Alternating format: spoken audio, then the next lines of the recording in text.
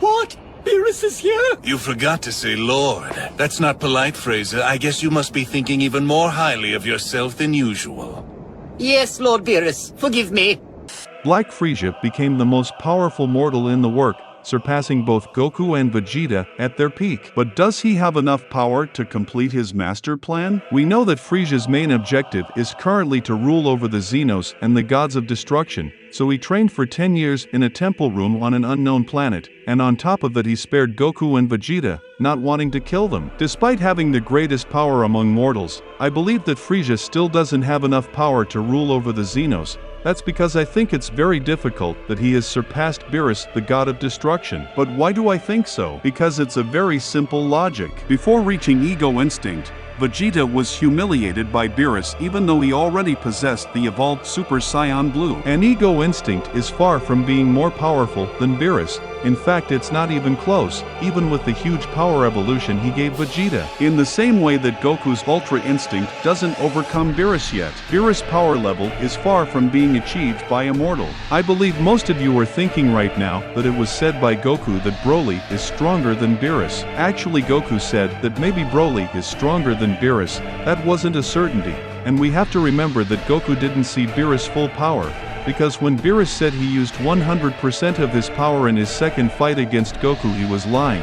We discovered this a few moments after Whis denied that sentence from the god of destruction of Universe 7. Telling Goku that you were using 100% of your power was a very clever tactic to draw out his full strength. Yes, very effective.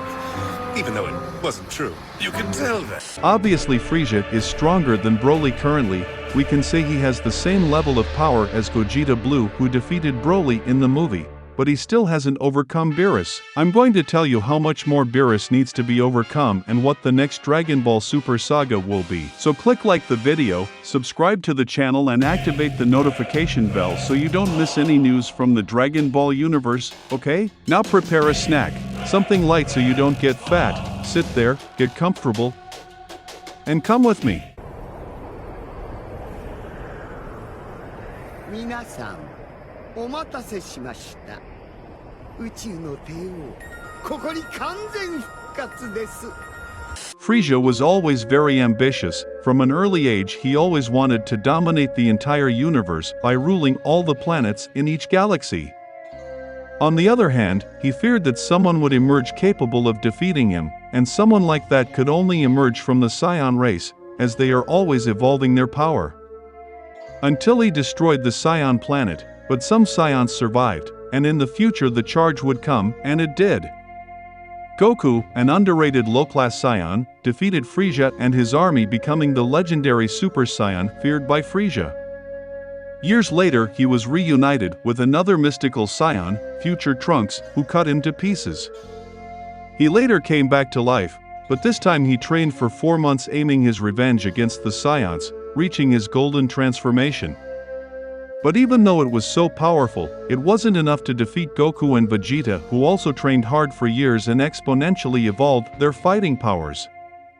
A season passed and he participated in the Tournament of Power together with Team 7, and at the end of the tournament he received a gift from Beerus, his resurrection. Even seeing Beerus' gratitude for his great help in the tournament, Frieza declared that he has no intention of ceasing to be who he is, a bad guy, cold, selfish and very ambitious, correct? いいんですか？私は悪事をやめるつもりはありませんよ。 We didn't expect less from Frieza, some disagree, but Frieza is by far the best villain in the work. Time later he returns as promised at the end of Dragon Ball Super Episode 131. And now he's stronger than ever because he trained for 10 days in a temple room on a planet he found. Probably he dominated this planet too. And 10 days in the temple room are equivalent to 10 years, that is, Frieza trained for 10 years to overcome Goku and Vegeta. But currently his goal is not to kill them, so much so that he spared them in the last chapter of the manga. What are Frieza's true purposes these days?